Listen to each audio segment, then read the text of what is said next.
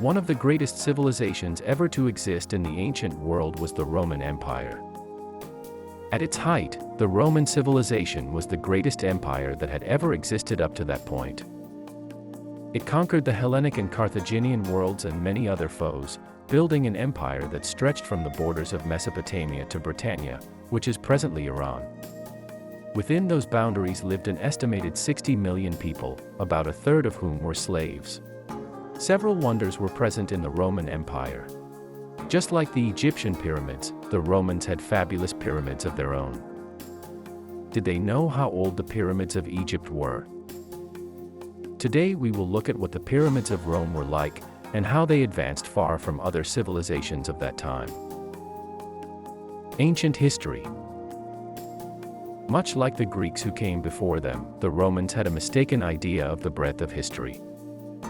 They were aware that the Trojan War had taken place more than 400 years before the foundation of Rome, and that Rome had been founded approximately 11 centuries before Constantius set up his obelisk.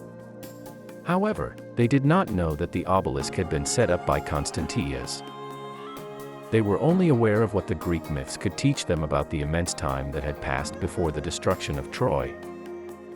The ruins of Mycenaean tombs and palaces served as a fertile breeding ground for the development of Greek civilization. Some of these ruins gained a reputation for being connected to monarchs and heroes from the Iliad over time.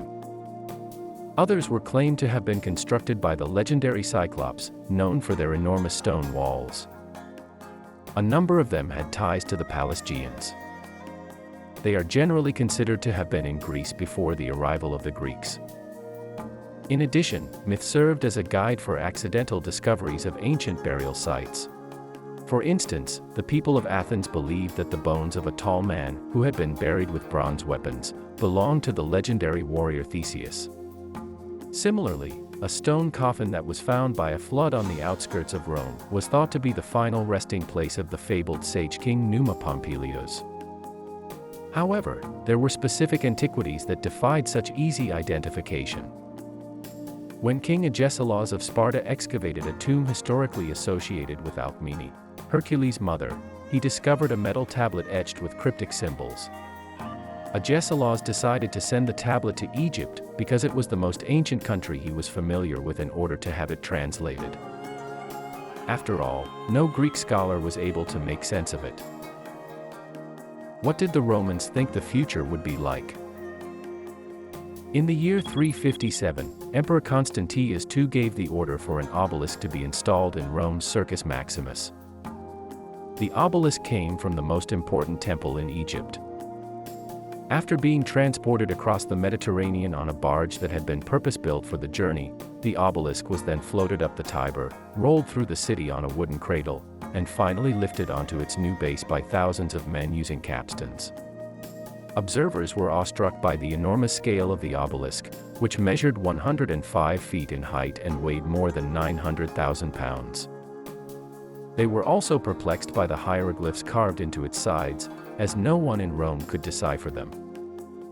The writings on the obelisk were said to have recorded the exploits of a particular king Ramesses, as stated in a treatise that had been penned in Egypt centuries previously.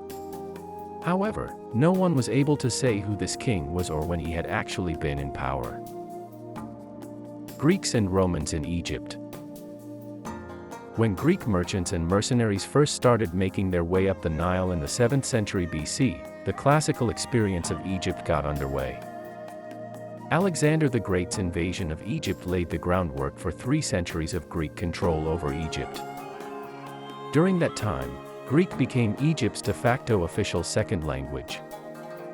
Egypt became a Roman province after Augustus seized the Ptolemaic kingdom, and it remained a Roman province for about 700 years after that event.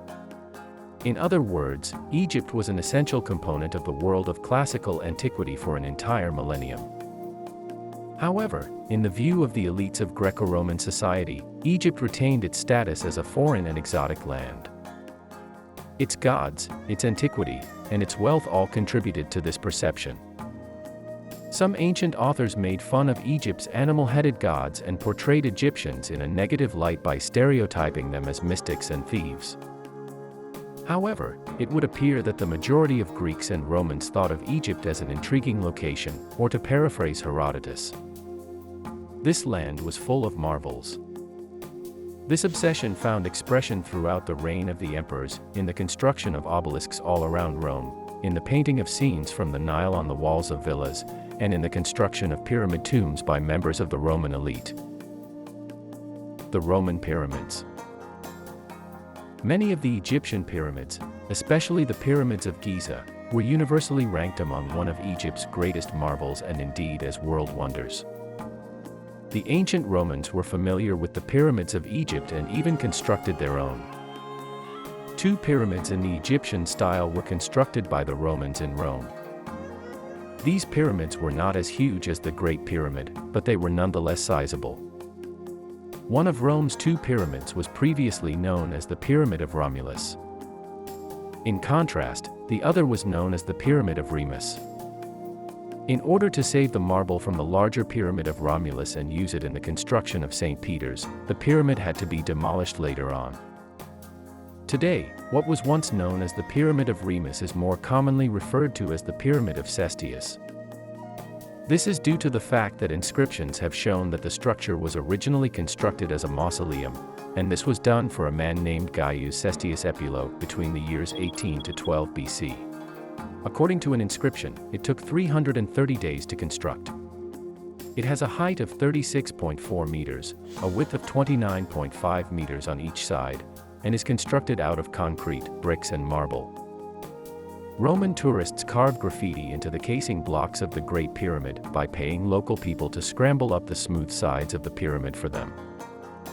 They were aware, just as the Greeks had been before them, that the pyramids served as the pharaohs' graves. On the other hand, their age was something of a contentious issue. Herodotus, the first historian to come from Greece, was of the opinion that the first pharaohs ruled Egypt circa 15,000 BC. When Siculus wrote his book 4 centuries after Herodotus, he pushed back the commencement of the Egyptian monarchy to around 23,000 BC. These are significant overestimates considering that the Egyptian kingdom didn't come together until just before 3000 BC.